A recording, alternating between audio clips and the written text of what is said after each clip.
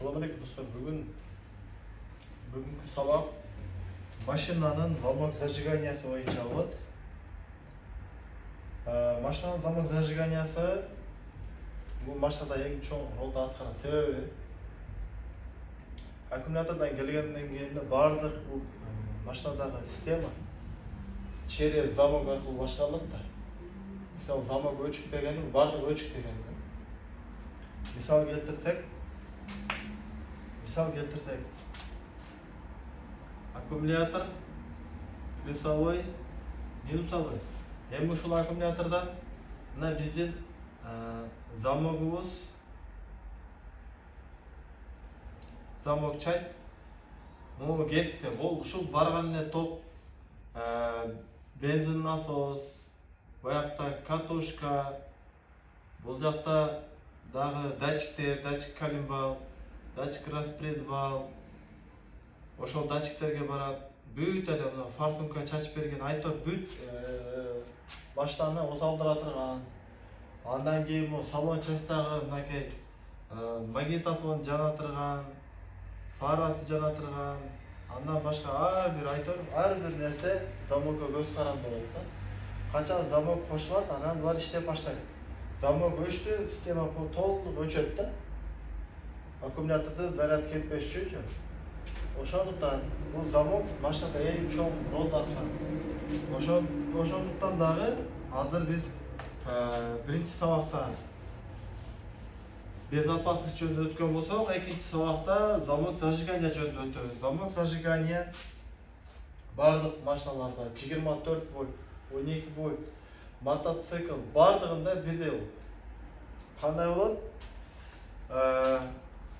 Группа контакт деген нерсе бар замокто. Замок эки частьтан турат. Биринчи мынакей бул замок зажигания деп элестетели. Замок зажигания мына бул жерде баягы бурай турган ключ турат, ачкычы. Эми бунун ичинде баягы эле кадимкидей эле үйлөрдөгүдөй эле личинкасы бар. Жерде тиштери бар. Замоктун иштешин баары эле билет, кандай иштейт примерно. Ушундай эле үйдөгүдөй эле замок зажигания личинка бул жерде мындай замоктун акырында бир нерсе торчать этип турат. Ошол замок буралганда кошо буралат. Бул эми ортодо рульду бошоткон механизмдер бар. Блокировка кылган антиугонный системалар бар замоктун өзүнүн. Бул жерде мисалы замокту бир аз скрывать этем деп кичине бошотсо, буякта замок блокко түшүп калат.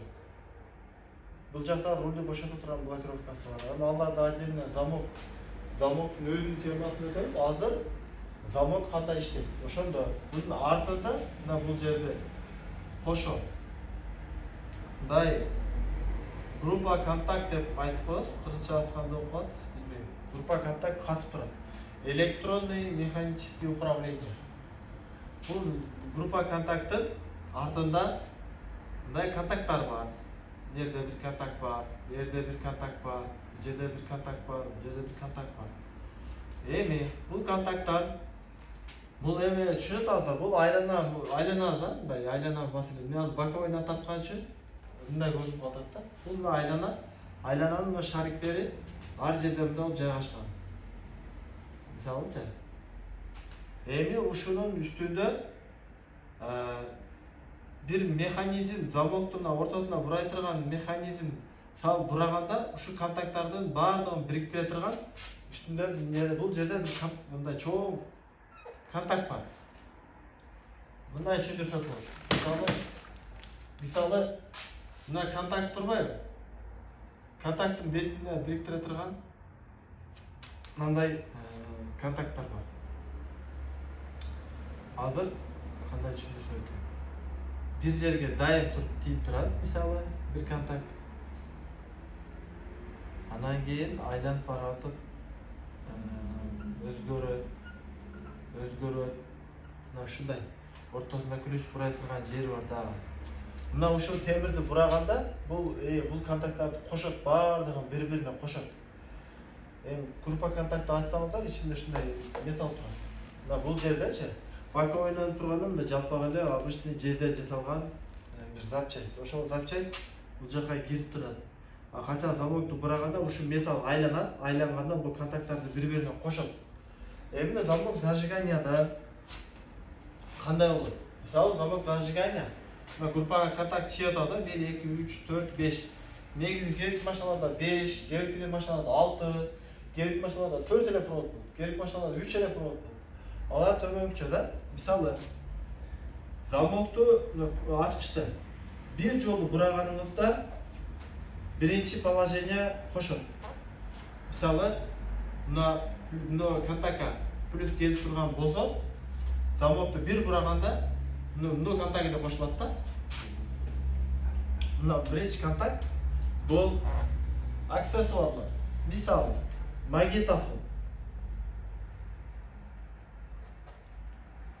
Биринчи магнитофон. Мисалы да. Экинчи контактты кошкондо калган аксессуарлар. Мисалы экинчи жолу кошкондо, биринчи жолу кошкондо биринчи положенияда биринчи экинчисинде ушуну кереги жок экен. Экинчи жолу кошкондо мисалы печка, кондиционер, түшүнүп да? Үчүнчү кошкондо глазок. Глазок уже баягы шыт приборда жанат го, мисалы аккумулятор, стартер, масло, который датчиктер показывает. Ошол нерселер жанат. Глазок деп коет общий. Эми глазок жанганда бул дегени биз үчүнчү положенияга бураганда бензин насоска ток кетти. Ошол бүт катушкаларга питание кетти. Бүт ошо искра бере турган, бензинди апара турган частьтарга ток кетет. Үчүнчү положениядачы. Бензиндер дагы барат, искралар дагы даяр турат. Датчик колимбал, датчик распредвал баардыгына питание барат да. Ошол мына биринчи кошкондо, экинчи кошкондо, мына үчүнчү кошкондо болду эми, мына ошондо биринчи контакт, экинчи контакт, үчүнчү контакт. Эми бул төртүнчү контактыбыз бул стартер. Бул төртүнчү контактыбызга бул группа контакттын өзүнүн схемасы бар и функциясы. Именно бул контактка бул жерде пружина бар да. Пружина. Мындай айтканда, замокту бурап туруп бул контактка тийгизсеңиз, кой берсеңиз, кайрадан үчүнчү контактка жылып калат да, группа контактчы. Ал функция көп ойлойт, ключта болот деп ойлойт да, ачкычтачы. Ал ачкычта болбойт, ал группа контакт болот. Ошол функциячы. Замокту ачтыңыз, бастыңыз, стартер оталды, кой бергенде өзүнүн калыбына келип калат го, замок ачык абалга. Ошол функция группа контакт болот. Ошондо биздин төртүнчү ачылышыбызда стартер кетти.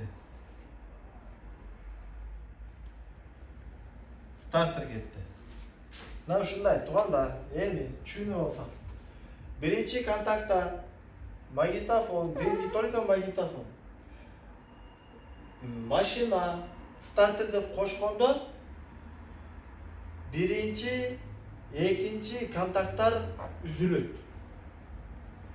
Мындай айтканда, мисалы биз муну тартпадымбы? Азыр по идее, допустим, момо плюс тийип турат, плюс тийип турат, плюс.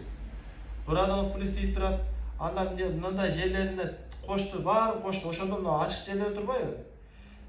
Именно могу плюсовой менен бул жердеги мына стартер, мынакей стартер. Стартер контакт.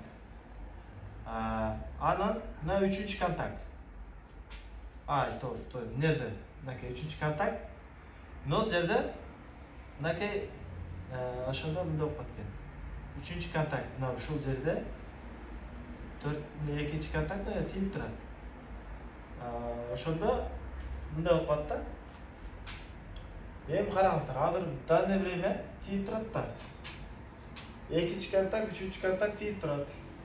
Биринчи контактта тийип турат, мен жакшы чыга албай койдум. Биринчи контакт эмнеде турган болсо, данное время тийип турат. Ошондо бул жерде наоборот мындай металл болот экен. Мындай барат. мындай барат. Мынакей. Эми караңыздар, элестетиңиздер. Эгерде азыр биз металл бул жака айланса, бул стартерге кошулат, туура? Стартерге кошулат. Ошондо бул жери бир аз узун болот. Бул жерде металлда дагы деле плюс турат, туура? Чыкканда мындан чыгып кете албайт да. Биринчи контакт азыр чыгып кетет, туура? Кичине буралганда биринчи контакт үзүлөт, экинчи контакт дагы үзүлөт, үчүнчү контакт бирок линияда калат. Ошондо замокту бураганда үчүнчү контактта питание болот, стартерде болот. Анан кийин баягынын функциясы бар дебедимби? Кой бергенде кайрадан группа контакт калыбына келет деп. Ошондо кайрадан келгенде стартерди үзөт, стартер буякта турат да, точкасы. Кайра 2 менен 1ди кошуп алат да. Замоктун положениясы ошондой. Эми муну металлдын жайгашышы ар кыл болушу мүмкүн, бирок ошондой функция да. Биринчи замокту ачсаңыз, биринчи контакттагы бул автозапуск коюп атканда өтө маанилүү. Себеби автозапускта прямой плюсовой деген нерсе бар.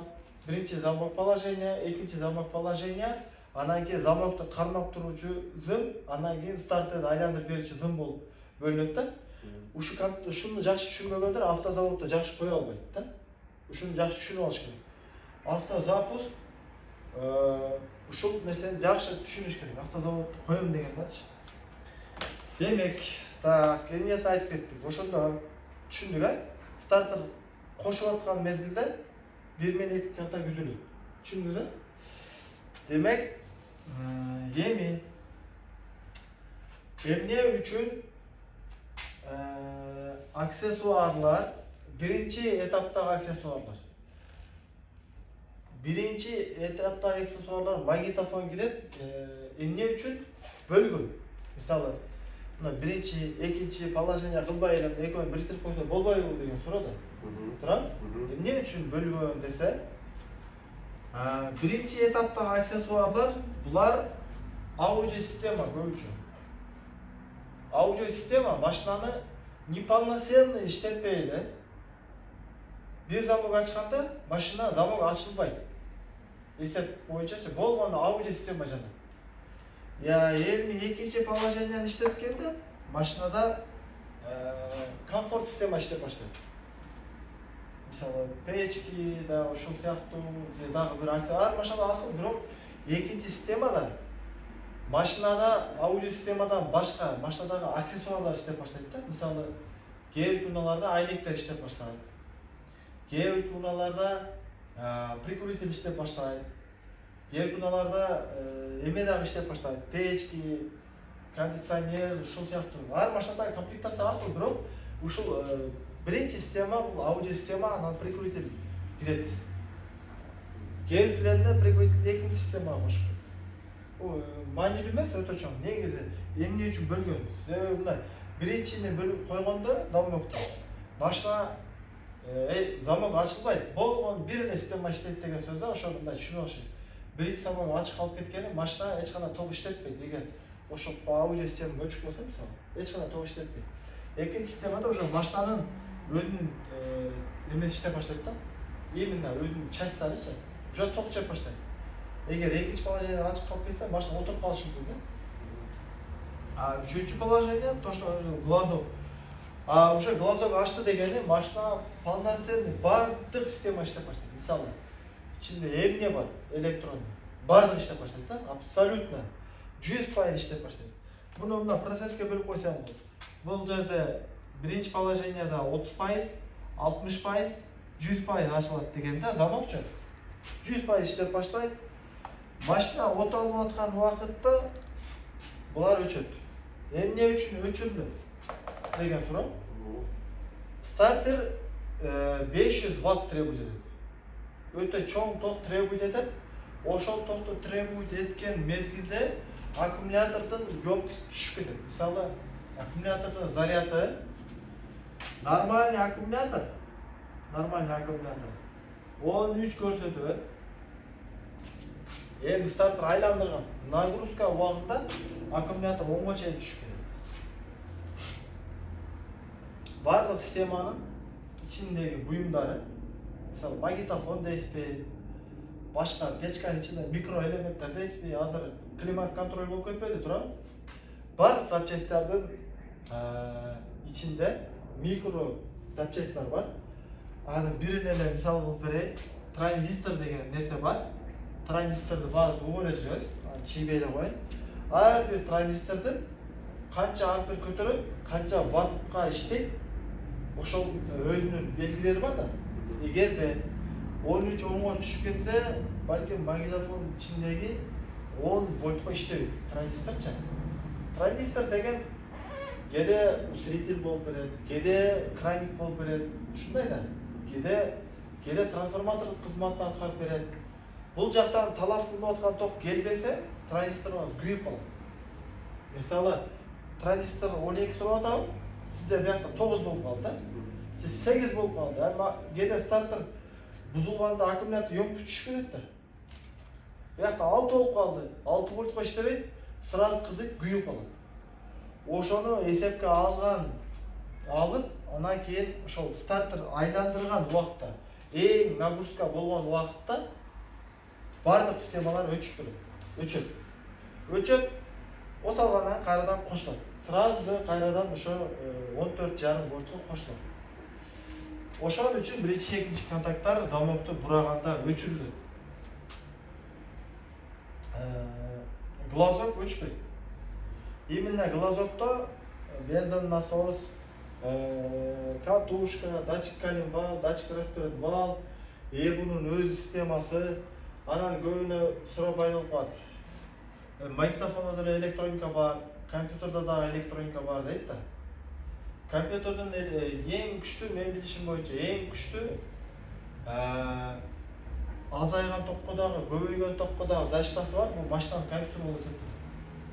Мисалы, обычный үйдөгү бизде колдонгон аудио эмелер бар, мисалы, буюмдар, электрондук буюмдарыбыздын ичиндеги тетиктер, мисалы, 10 сом турса, то, что бунун ичинде турган запчасттар 1000 сом турат да. Качество ушунчалык белги. Себеби биз ремонт кылып жүрөбүз, бунун ичиндеги запчасттар биринчиден табылбайт, Кытайдан заказ беребиз, Бишкекте дагы өтө редкий кездешет да. Ал ошон үчүн дагы атайын минималкадан баштап максималкага чейин завод эсептеп туруп койгон да. Канча төмөнгө түшүп кетсе дагы чыдайт. Өзүнүн эмелери бар, таштайт, биротоло өдүрүп турат, андан кийин кошулат. Ошондуктан айтылат, чиповать эткенде, негизи компьютер менен машинага сай иштегенде дайыма аккумуляторга буну эстеп калыңыздар. Профессиональный сервистерде, мисалы, Москваларда фит сервисте иштегендер өтө жакшы билет. Машинаны оңдоп баштаганда атайын аппарат бар. Ошол аппаратка кошуп коюлат. Стабилдүү 14 вольт болуш керек да. Сервисне оңдоп аткандачы, мисалы, мына мисалы сиздин машинаңыз, анан сиз сервиске алып бардыңыз да машинаны. Капоту ачык, бул жакта аппаратты алып келет дагы, аппараттын 2 зымыны машинаңызга улап коет. Бул нерсе стабильный 14 ток берип турат. Машинаңызгачы дөңгөлөктөрү да болот, сүйлөп келип, баягы токко сайылып коет. Ушундай аппарат менен иштешет. Чоң сервистерде, мисалы, баягы чыныгы профессионалдарда ушундай менен иштейт. Чыныгы диагностика, чыныгы автоэлектрик мындай нерсе менен иштейт. Бул нерсе машинанын оңдоп жатканда, мисалы, тогу батарейкасы төмөн түшүп кетет, анда мындай ушундай болот, профессионалдыйда мындай крокодил менен кысылбайт да, көрчү. Крокодил менен кысып койбойт. Бул жакта деген аларда атайын катырылат. Мисалы, крокодил болсо дагы кысып зажим бар да, чөткө кысат, чтобы ал чыгып кетип бир жерге тийип пасырап өрттөнүп кетпегидей. Кыскасы айтканда, аккумулятор бул нерсе неге жаралган? Машинаны оңдоп атканда вольту төмөн түшүп кетип, мисалы, кээинки машиналарда ушундай да. Машинаны оталдырганыңыздачы, эгерде вольт 10дан ылдыйга түшүп кетсечи, компьютерінің транзисторлары күйіп кетеді. Американский машиналар ошондай. Бул дегени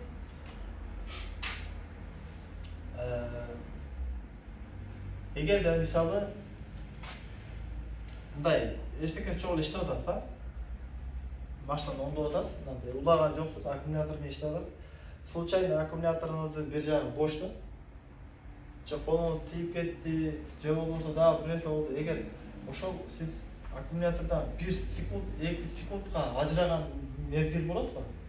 Машинанын өзүнүн заряды 14,5 берип аткан болсо, именно американецтер ошондой билип алсак, 12,5 берип аткан болсо, нормальный берип атат да, под нагрузка. Аккумулятор бар үчүн 14,5 берип атат. Эгер аккумулятор жок болсо, 19 берип салат. Түшүнөсүздөр? Аккумулятор сиз секундка эле мындай кыймылдап кетти, клемачы. 19 сразу берет, ошо 19да сразу компьютер күйүп калат. Эң биринчи компьютер күйүп, көп заряддачы. Ичиндеги микроэлементтер өчүк болот да, көбүнчө. Мисалы сиз машинада дайым печка же кондиционер жанык эмес да, магнитофон, компьютер 100% подключен. Замокты ачтыңыз, болду, жанды. Бул дайым жанып турат. Машина жүрүп турат, иштеп турат. Сурудуңуз 14-төн 19га айланды, аккумулятор эме күйдү, компьютериңизчу. Аны ремонт уже американскийлерди биз бир жолу Литвадан башка компьютер салдырып, анан ошону запчасть алып жасаган. Кытайдан 3 жолу алдырган, болуп кеткен да аны. Запчасттары дагы даже эме болуп кетти. Талапка жооп бербей салат, Кытайдан арзаныраак транзистор алып келип, бирок бир ай жүрөт, күйүп калат, баягычы көтөрбөйт да нагрузка. Чисто өзүнүн оригиналын алам десең, уже ошол жактан тарттырыш керек. Ошондуктан мына системага жакшылап көңүл буруш керек. Машинаны оңдоп баштагандачы, аккумулятордун заряды барбы? Өзү негизи бул компьютер инжектор кылгандарга тиешелүү, бирок өтө маанилүү. Автоэлектриктерге келет клиент. Эмне болду дейт, машинам дейт, короче, оталбай атат дейт да. Эмне болду, стартер айландырбай атат дейт, стартер чыгарып койду. Анын аккумулятор отуруп калган болушу мүмкүн да, турат. Аны оталдырып, диагноз койгондо ошо биринчи аккумулятордон башталат да. Аккумулятордон башталат, экинчи замоктон башталат. Кандайча дегенде, мисалы сиз аккумуляторду текшердиңиз. Текшерсеңиз 13 вольт заряд бар экен. Тестер жок болуп калса, мультиметриңиз жок болуп калса, анда фараны жаксаңыз, ошо фаранын яркийлигинен да билип койсоңуз болот да. Мисалы өтө яркий, жакшынакай. Значит, питание бар. Эгерде мына мутный болсо, уже ал отуруп калган, отура баштаган аккумулятор, ошондон да баягы салып болот. 13 вольт заряд болгон болсо, 100% заряд бар. Анан замокту баштайсыз. Мисалы бир клиент айтты, менин магнитофонум иштебей атат. Магнитофон иштебей атат деп келди. Эң алгач предохранитель текшердиңиз, Предохранитель текшериште үйрөндүк, Предохранитель текшерсек баары жакшы экен. Анан кийин магнитофон чыгардык дагы, магнитофондун аркасына келген штекерлерди текшердик. 4 колонка, 4 зым. Бул 1 колонка, 2 колонка, 3 колонка, 4 колонка. Бул зымыбыз болсо масса плюсовой 12 вольт прямой, плюсовой через замок 12 вольт через замок. Бул жака мындай коюп коеюн, через замок.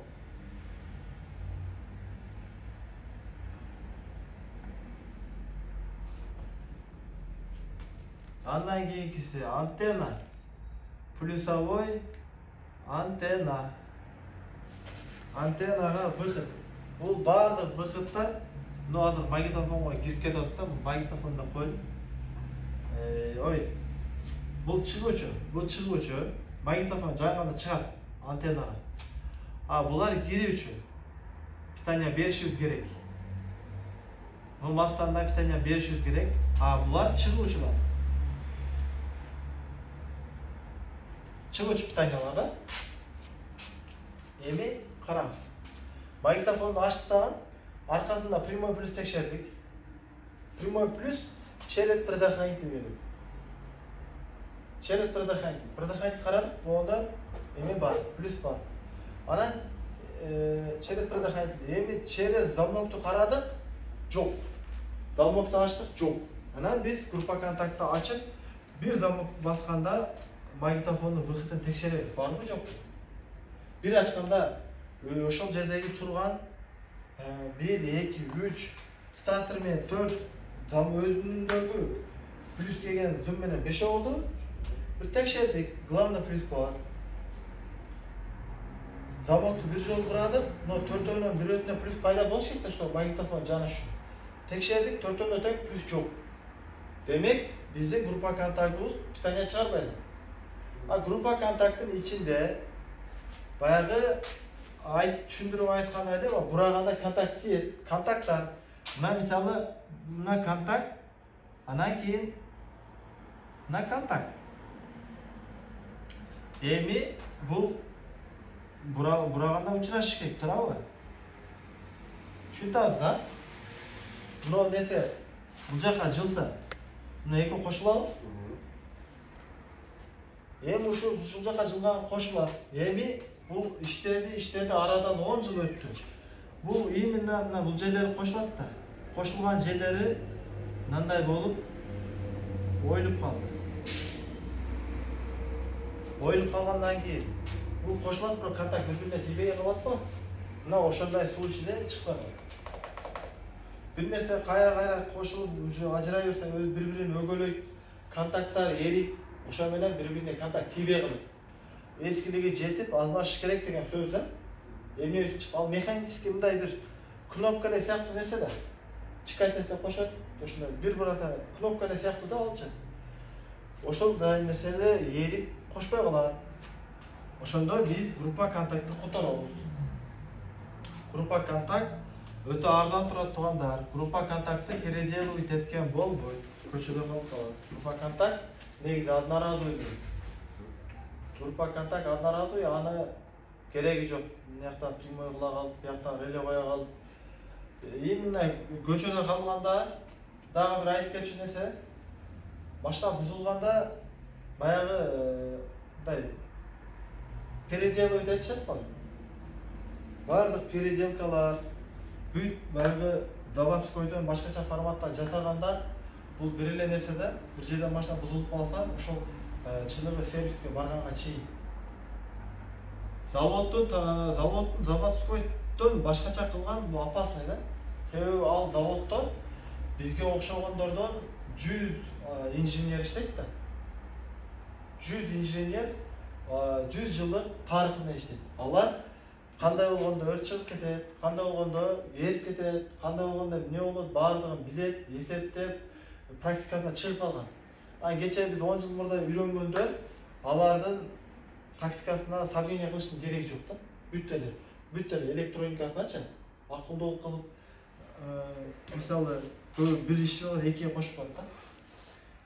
Андай кылган болбойт. Себеби биринчи контактка паланча ватт чат деп жазылган. Именно баягы контагы бар го, контагы ошончо ваттка жооп берет. Мисалы бул жака 40 ватт чыгат. Мисалы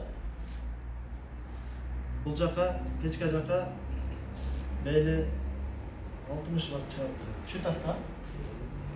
Ушу ватт эсептегенде, мисалы, мен ал пример ошондо главный келгендеги сечение келген главный зым бар го, мисалы, айтып атпайбы, группа контактка питание келет деп. Мына группа контактка мындай зымдар келип уланат да. Ушул келген зымдардын сечениясы ваты ошону көтөрө турган болот. Мына bundan плюсовой келген болсо, калгандарына чыгып кетет. Баардыгынан. Ошо мына питание ушу баарына бөлүштүрүп берилет. Эгерде бул буюм өзү 30 ватт болсо, экинчиси иштебей калып, бул зымды бул жака коштоңуз. Бунда биягында 20 болчу. Бул зым өзү 30-ка жазылган. Буга сиз 50 берип койдуңуз. Зым эрийби, эрибейби? Эрийби? Түшүнүп атпайбы? Бул заводдун темасын өзгөртүштүн кереги жок. Эгерде бир машинанын замогу эрисе, демек ал баштан эскириптир. Заводдо зым канча убакыттан кийин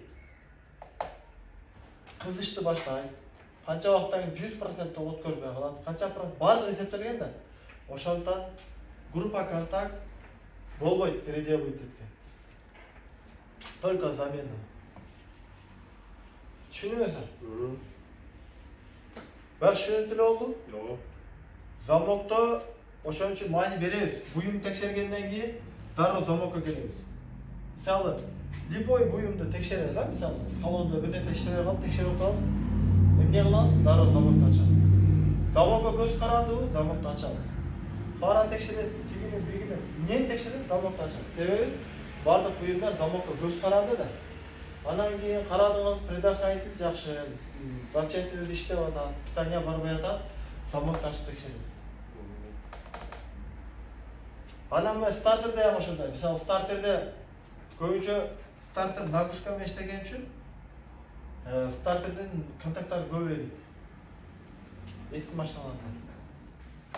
Анан кийин ошондо биз стартерди карадык.